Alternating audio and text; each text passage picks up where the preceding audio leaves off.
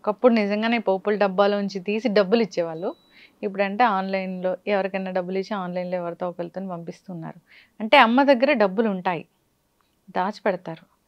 అయితే కొందరిని మనం చూస్తూ ఉంటాం. ఈ డబ్బులుండడం ఎంతవరకు? కొంతవరకే. చాలా చాలా ఆస్తులు-పాస్తులు ఏమి ఉండవు. సో, అయితే అమ్మకి ఆర్థిక భద్రత ఉందా?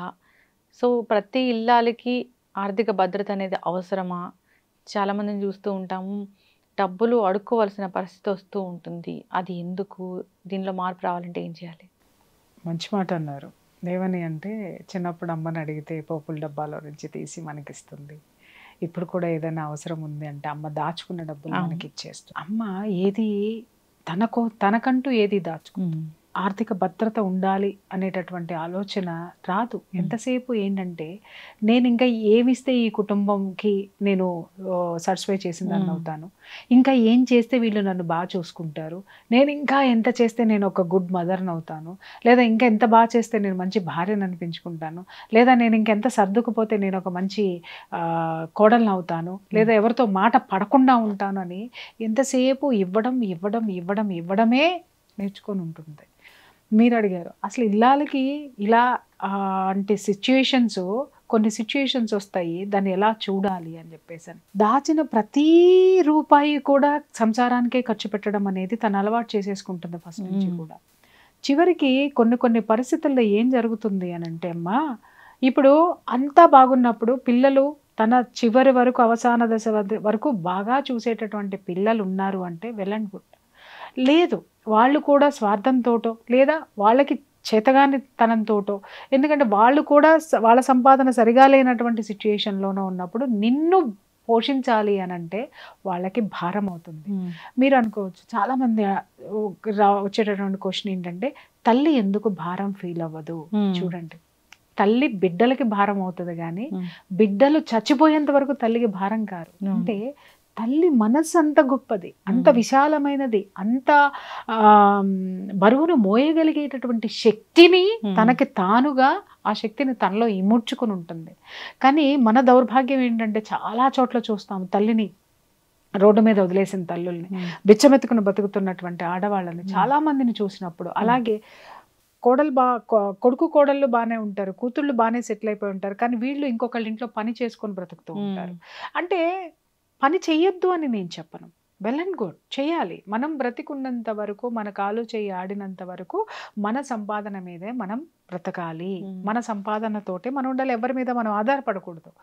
కానీ ఆ డబ్బు కూడా తనకు తాను సంపాదించుకున్నది కూడా మనవరాలకి ఏదో కావాలి, ఏదో అయింది మనవరాలకో మనవడికో, మళ్ళీ కొడుకు అడుగుతాడేమో, మళ్ళీ కూతురు అడుగుతుందేమో, మళ్ళీ వాళ్ళకే ఖర్చు పెట్టడం అనేది జరుగుతుంది. ఓల్డ్ ఏజ్ హోమ్‌లో ఉన్న తల్లిని చూడడానికి కొడుకు వెళ్తే సో మనవరాలకి డబ్బులు ఇచ్చి పంపించిన స్టోరీ నాకు చాలా ఉన్నాయి. అదే నేను చెప్తున్నాను కదా, తన కోసం ఎవరన్నా తుణమో పడమో ఇప్పుడు ఇట్లాంటి ఓల్డేజ్ హోముల్లో ఉండి తనని ఎవరైనా వచ్చిన దాతలు ఎవరైనా ఉన్నారు, పెద్ద మనిషి వచ్చిన వాళ్ళు ఉన్నారు, తన కోసం ఇచ్చినటువంటి తుణమో పడమో కూడా దాచి పెట్టుకుని మళ్ళీ వాళ్ళు వచ్చినప్పుడు అంటే తనను చూడరు, తను భారం అని చెప్పేసి వదిలేస్తారు. అలాంటి పరిస్థితుల్లో తన వాళ్ళు తన కోసం వచ్చినప్పుడు కూడా ఏదో ఒకటి ఇవ్వాలి అని తన దగ్గర ఉన్నటువంటి ఆఖరి నయా పైసా వరకు కూడా ఇవ్వడం అనేది ఈ ఇళ్ళల్లో ఉండేటటువంటి దాన్ని ఏమనాలంటే అది ఒక పెద్ద వ్యసనం అంటాను నేనైతే మాత్రం. ఇవ్వద్దు అని నేను చెప్పను, కానీ ఇక్కడ ఇల్లాలు కూడా ఆర్థిక భద్రత ఆమెకి చాలా అవసరము. నువ్వు ఇంటి ఖర్చులు పెడతావు, నీ భర్త ఒక 10,000 ఇస్తున్నాడు ఇంటి ఖర్చులు చేయడం, ఆవిడ చాలా జాగ్రత్తగా దాస్తూ వస్తుంది. దాంతో ఆర్థిక పరిస్థితులు బాగోనప్పుడు ఇంటిని ఆదుకుంటుంది, అలాగే పిల్లలకి ఏదన్నా చేస్తుంది, అలాగే ఇంకేదన్నా చేస్తుంది, ఇంకేదన్నా పొదుపు చేసి. ఇల్లాల చేతిలో డబ్బులు ఉన్నాయంటే కొంతమంది దుబారా ఖర్చు చేసే వాళ్ళని నేను మాట్లాడను, కానీ ఎంతమంది ఇల్లాళ్ళమ్మ రూపాయి కూడబెట్టి ఆ కుటుంబానికి అదనపు సౌకర్యాలను కానీ, అదనపు వస్తువులను కానీ, అదనపు ఆస్తులను కానీ ఏర్పరిచినటువంటి ఆడవాళ్ళు ఎంతమంది ఉన్నారు ఈ భూమి మీద. కానీ ఇంత సమర్థవంతంగా చేసేటటువంటి ఆ ఇల్లాలు తనకంటూ ఒక్క 10 రూపాయలైనా వెనకేసుకుని తీరాలి, తనకంటూ ఉండి తీరాలి. అరే ఉన్న 10 రూపాయలు, అరే ఎందుకంటే ఇక్కడ చాలా కుటుంబాల్లో నేను చూశాను, తల్లి ఇలా పొదుపు చేసి దాచుకున్న డబ్బుల్ని కూడా వాడింట్లో ఏదైనా ఫంక్షన్ ఉంటేనో, లేకపోతే ఇంకా వాడు ఎక్కడికన్నా వెళ్ళాలంటేనో, లేకపోతే పిల్లలు వాళ్ళ స్వార్థం కోసం భర్తో పిల్లలో, లేకపోతే ఆమె పుట్టింటి వాళ్ళు వాళ్ళ స్వార్థం కోసం వచ్చేసి బతిమలాడేసి నువ్వు తప్పితే ఆదుకునే వాళ్ళు ఎవరు లేరు, ఈ ఒక్క పని నువ్వు చేశావు అనంటే అబ్బా నేను ఎక్కడో ఉంటాను అనేటటువంటి మాటలు చెప్పేయంగానే కరిగిపోయి అన్ని సంవత్సరాల మట్టి తన కోసం దాచుకున్నటువంటిది కూడా చివరి క్షణంలో ఇచ్చేసి రోడ్డున పడినటువంటి ఇల్లాళ్ళు ఎంతమంది ఉన్నారో నాకు తెలుసు. ఎందుకంటే వాళ్ళు స్వార్థం కోసమే వస్తారు వీళ్ళ దగ్గరికి, వచ్చి వాళ్ళ పని అయ్యేంత వరకు ప్రేమగా ఉంటారు, పని అయిపోయిన తర్వాత వెనక్కి కూడా తిరిగి చూడరు. కొంతమంది ఉంటారు, అరే నీ మనవరాలకి ఏం చేయించవా అమ్మా, పలానాది చేయించవా, అరే నువ్వు కూతుర్ని కన్నావు లేదా నువ్వు కొడుకుని కన్నావు, నువ్వు నీ కొడుకు బైక్ కొనుక్కోవాలి అని అంటే ఆ కొడుకులు కూడా చూడమ్మా ఎంత ఇదిగా నాయనమ్మ దగ్గరికే వస్తారు. మరి ఎందుకు యువతలు నాన్న దగ్గరికి పోరు, అవతల అమ్మ దగ్గరికి పోరు. నానమ్మ దగ్గరికి ఎందుకు వస్తారంటే నానమ్మ ఒక పిచ్చది. ఎందుకు, ఎలాంటి పిచ్చది, ఎమోషనల్ పిచ్చది, బాండింగ్, ఎమోషనల్ బాండింగ్ పిచ్చిది. కాబట్టి దానికి ఏదో ఒక మాయ మాటలు చెప్పేసి నాలుగు, ఎందుకంటే ప్రేమ లేదు ఆమెకి, ఆ ప్రేమను చూపించగానే అది ఇచ్చేస్తుంది. కాబట్టి వచ్చి వాళ్ళ పబ్బం వాళ్ళు గడుపుకొని వెళ్ళిపోతారు. మనవడు బైక్ కొనుక్కొని రోడ్ల మీద ఆనందంగా తిరుగుతాడు తప్ప ఈమెకి లేని క్షణంలో ఆ బైక్ అమ్మేసేసి ఏ మనవడైనా సరే, ఏ మనవరాలైనా సరే, మనవరాలకి ఏదైనా వేడుకలు వచ్చినాయి అంటే నగలు చేయించేసేస్తారు. ఆమె దగ్గర, మీ అమ్మ దగ్గర ఉన్నాయిగా అది తీసుకురా చేపిద్దాం అనేటటువంటి ఆడవాళ్ళ గురించి నాకు తెలుసు. భర్తల్ని చేసి మీ అమ్మకి డిపాజిట్ ఉన్నది కదా అది తీసుకురా, నా కూతురికి పలానాది చేయిస్తా, లేకపోతే నేను పలానాది చేయించుకుంటా, లేదా ఈ వేడుక చెయ్యాలి, లేదా మన అప్పులు తీర్చుకోవాలి. నీకు బలిసి లేదా నీకు చేతగాక నువ్వు అప్పుల పాలైతే ఆమె బ్రతుకు తెరువు కోసం దాచుకున్న డబ్బులను కూడా నువ్వు తీసుకొస్తున్నావు అంటే నువ్వు ఎంతదవి నీకు హెల్ప్ చేయాలా? కష్టపడు. ఆవిడ ఎన్ని సంవత్సరాలు కష్టపడింది, కష్టపడినా కూడా ఆవిడ రూపాయి నీ దగ్గర దాచుకుంటే ఆ రూపాయికి కూడా ఇవాళ నేనేం లేదమ్మా, నేను ఆరిపోయానమ్మా, నేను ఏదో అయిపోయానమ్మా అని అంటున్నావు.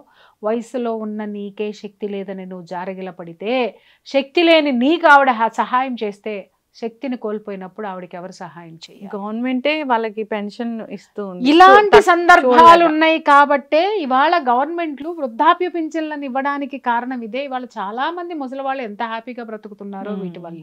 వాటిని మనం కొంతవరకు సమర్థించాల్సిందే. వృద్ధులకి ఖచ్చితంగా గవర్నమెంట్ ఆసరా అనేది డెఫినెట్గా ఇవ్వాలి.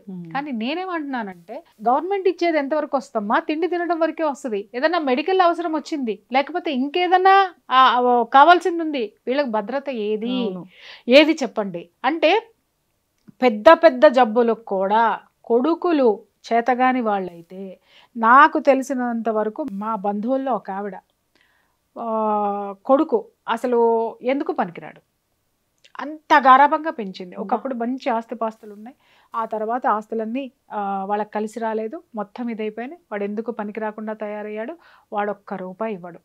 ఈమెకి తమ్ముళ్ళు కానీ ఇతర బంధువులు కానీ ఎవరైనా సరే ఆమెకి కొంత ఉండమని చెప్పేసి ఒక ఇల్లు వేసిచ్చి ఆమెకి ఉండడానికి తృణమో పణమో ఇస్తూ ఉంటారు. నెలకి వచ్చేసరికి పింఛన్ వస్తుంది గవర్నమెంట్ తరపు నుంచి.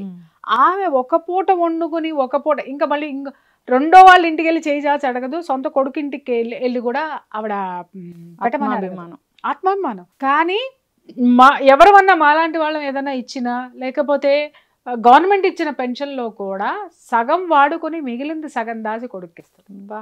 ఇస్తుందా? మనం ఆ త్యాగాన్ని గుర్తించాలా. ఆవిడ హెల్త్ చాలా పాడైపోయింది. ఆవిడ వైద్యం చేయించుకోవడానికి ఈ డబ్బులు ఖర్చు పెట్టేస్తే నా కొడుకు ఇవ్వడానికి ఉండవేమో అని చెప్పేసి అని ఆవిడ ఎంత అనారోగ్య పాలైపోయి ఇవాళ ఏ ఒక్క రూపాయి లేకుండా మళ్ళీ అదే కొడుకు దగ్గర ఆర్థిక ఇబ్బందులతోటి ఉంది. అప్రయోజకులకి మీరు ఒక్క రూపాయి కూడా ఇవ్వకండి. ఇచ్చినంత మాత్రాన అది ఏమవుతుంది అనంటే అది మళ్ళీ తిరిగి రిటర్న్ రాదు. రిటర్న్ రాకపోగా అవసాన దశలో మనం కూడా వాళ్ళకి భారం అవుతాము. అది ఎంత దయనీయమైనటువంటి పరిస్థితి. ఇంకొకటి ఏంటి అనంటే కొన్ని కుటుంబాల్లో అనాథాలయాల్లో జార్చరు, ఎందుకంటే పరువులు పోతాయి.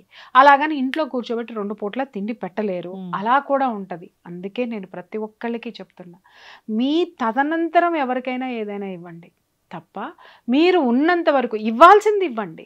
కానీ మొత్తం మీకంటూ ఏమీ లేకుండా అంత త్యాగాలు చేయాల్సినటువంటి అవసరం లేనే లేదు. తల్లిదండ్రులు ఎవరైనా సరే ఒక 50 సంవత్సరాలు దాటిన తర్వాత మెల్లమెల్లగా వాళ్ళకంటూ ఒక ఆర్థిక పరమైనటువంటి వెసులుబాటు వాళ్ళకి ఉండాలి, భద్రత వాళ్ళకి ఉండాలి, వెనకేసుకోవడం అనేది ఉండాలి. కొంత వాళ్ళ కోసం దాచుకోవాలి, వైద్యానికి కానివ్వండి, లేకపోతే అవసాన దశలో కానివ్వండి, దేనికైనా సరే అక్కడికి వచ్చేంత వరకు కూడా వాళ్ళ కోసం వాళ్ళు పెట్టుకునే తీరాలి. సో ఈ స్థిరాస్తులు ఇలాంటివి ఉన్నా కానీ ముందే రాయించేసుకుంటూ ఉంటారు కొడుకులు, కూతుర్లు అయినా సరే చాలా తెలివిగా.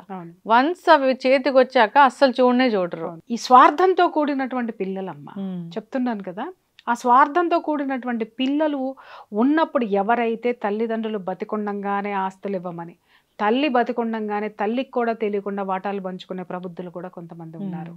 వాళ్ళకి కానీ నిజం చెప్తున్నాను కదా, తల్లి అనేటటువంటి పేగుబంధంతో నువ్వు ఇంకా చేస్తూ కూర్చున్నావు అని అంటే చివరికి ఆ విశ్వం కూడా నిన్ను క్షమించదు. ఇంకా దారుణం ఏంటంటే క్షమించదు. అవసాన దశలో అయ్యో కొడుకులకి ఎంత చేసింది, భగవంతుడు ఆమెకి ఎందుకు ఇలా చేశాడు అని అంటే, భగవంతుడు నీకు లేకుండా పెట్టమని చెప్పాడా? భగవంతుడు నీకు ఇచ్చాడు, నీ కోసం ఇచ్చాడు. నువ్వు భగవంతుడిని కోరుకున్నావు కాబట్టి ఎన్ని పూజలు చేసిందో భగవంతుడికి. చివరిలో కొడుకులు చూడలేదు అని అంటే ఆ స్థితికి నువ్వు ఎందుకు వచ్చావు? కొడుకులో కూతుళ్ళో బంధువులో అసమర్థులైనప్పుడు అసమర్థులకి నీ యొక్క ఆస్తిపాస్తులు కానీ నీ యొక్క ధనాన్ని ఎందుకు ఖర్చు పెట్టావు? నీ సొమ్మును ఎందుకు ఇచ్చావు? ఎందుకు ఖర్చు పెట్టావు? దాని పర్యవసానం భగవంతుడు నీకు ఇచ్చాడు, నీ తీసుకెళ్ళి ఇంకొకరికి ఇచ్చిన తర్వాత ఎందుకు భగవంతుడు నిన్ను ఎందుకు చూడాలి? నువ్వు ఇచ్చిన దానికి, నువ్వు భగవంతుడు ఇచ్చిన దానికి నువ్వు విలువ ఇవ్వనప్పుడు, భగవంతుడు తన మాట విననప్పుడు తనెందుకు చూస్తాడు? అనుభవించమనే చెప్తాడు, నువ్వు తెలుసుకో అనే చెప్తాడు. అవసాన దశలో తెలుసుకొని తీరాలి మనం. కానీ కొడుకు బాధపడుతున్నా, కూతురు బాధపడుతున్నా, కన్న పేగు అల్లాడిపోతుంది. అమ్మా నేను ఒక్క మాట నేను చెప్తా, అవతల వాళ్ళు ప్రాణాపాయ స్థితిలో ఉన్నప్పుడు పెట్టండి, కాదని అనట్లేదు. కావాలని చేసేటటువంటి వాటికో అవసరానికి ఇవ్వండి. 10 రూపాయలు మీ దగ్గర ఉంటే వాళ్ళకి 2 రూపాయలు అవసరమైతే ఖచ్చితంగా ఇవ్వండి. మళ్ళీ వాళ్ళ దగ్గర బాగున్నప్పుడు మళ్ళీ ఆ 2 రూపాయలు తెచ్చుకునే ప్రయత్నం చెయ్యండి. అందరూ ఇక్కడ నీకు సెంటిమెంటల్ లేవా అని మాట్లాడద్దు, ఎదవ మాటలు మాట్లాడకండి. రూపాయి దొరకని రోజున, రోడ్డు మీద పడిన రోజున కన్న కొడుకు కోడలు ఏం చేసినా లోపల కడుపులో ఆకలి ఎన్ని రోగాల్ని తీసుకొచ్చి పెడుతుందో, ఈ మంచాన పడిన రోజున ఎంతమందిని మీరు తిట్టుకుంటారు. అప్పుడు ఏ బంధాలు బంధుత్వాలు పనికిరావు, కేవలం కన్నీళ్లు మాత్రమే మిగిలేది, మంచంలో కూడా మిగిలేది. ఇలాంటి పిచ్చి మాటలు మాట్లాడద్దు. కన్న కడుపు, కన్ను పేగు, అరే నీది పేగు, మరి నీ పేగు తెంచుని పుట్టిన వాడికి నువ్వు అనేటటువంటి గౌరవం లేని చోప్పుడు నువ్వు ఇవ్వడం ఎంతవరకు సమంజసము? అది మాట్లాడండి. కన్న పేగు తరుక్కుపోతుంది, బాధ ఖచ్చితంగా ఉంటుంది. కానీ నీ బాధను పట్టించుకోని వాడికి నువ్వు చేసి వ్యర్థము, చేసినా కూడా లాభం లేదు. లాభం లేనటువంటి వాడు కనీసం నీకు నువ్వు బ్రతుకు, నువ్వు ఇంకొకటి యదాన పడకుండా అనాథ ప్రత సంస్కారం చేయాల్సి వస్తుంది చివరికి నీ శవానికి కూడా. ఎందుకు? దాన్ని ఏమంటారు, పిచ్చి ప్రేమల్లో పడిపోయి, విలువలేనటువంటి ప్రేమల్లో కూరుకుపోయి, పిచ్చి బంధాల్లో పడిపోయి. పిచ్చి బంధాలంటే ఏమంటున్నాను, చక్కగా చూసేవాళ్ళని నేను అనట్లేదమ్మా. కేవలం తల్లిదండ్రుల దగ్గర కూడా స్వార్థాన్ని నటించే, ప్రేమను నటించి స్వార్థంతో మొత్తం దోచుకునే పిల్లల విషయంలో ఉన్న తల్లిదండ్రులకు మాత్రమే నేను ఇది, తల్లులకి ముఖ్యంగా చెప్తున్నాను. ఎందుకంటే వాళ్ళకి ఆర్థిక భద్రత చాలా అవసరము. వాళ్ళు ఉన్నప్పుడే 1 రూపాయి వాళ్ళు దాచుకొని తీరాలి, వాళ్ళు కఠినంగా ఉండే తీరాలి. వీళ్ళు కఠినంగా ఉంటేనే అవతల వాళ్ళు మారే అవకాశాలు ఉంటాయి, లేదా వీళ్ళ జీవితము చాలా పీస్ఫుల్గా వెళ్ళేటటువంటి స్థితి ఉంది. ఇంతవరకు పెంచాలి, ఈ విధంగా ఉంచాలి, దాని తర్వాత మనం ఏంటో మనం చూసుకోవాలి, లేదా ఫస్ట్ నుంచి కూడా ప్రతి ఇళ్లలో ఆర్థిక భద్రత అనేది తనకు తాను కల్పించుకోవాలి. సో జాబ్ చేస్తూ కూడా చాలా మంది మొత్తం దారబోస్తూ ఉంటారు, భర్త దాన్ని మెయింటైన్ చేస్తూ. విషయం కూడా చెప్తున్నా, చాలా మంది గవర్నమెంట్ ఎంప్లాయీస్ రిటైర్డ్ అయిపోయిన తర్వాత వచ్చే పెన్షన్ డబ్బులను కూడా కొడుకో కోడలో వచ్చి ఏదో ఒకటి చెప్పి తీసుకుపోతారు, లేదా కొడుకు వచ్చి బలవంతంగా పెన్షన్ తీసుకుని పోతాడు. లేదు కొడుకు కోడలు ఇంట్లో ఉంది అనుకుందాం, పని మనిషి కంటే హీనంగా బతుకుతూ ఆ పెన్షన్ డబ్బులు అది కొడుకు దగ్గరికి ఇవ్వాలి. ఎందుకమ్మా ఇట్లా ఉంటున్నారు? హాయిగా ఏదైనా ఓల్డేజ్ హోమ్ లో ఉండొచ్చు, లేదా పేయింగ్ గెస్ట్ గా ఉండొచ్చు కదా అని అంటే, కొడుకులు కదండి ఎట్లా వదిలేస్తామండి.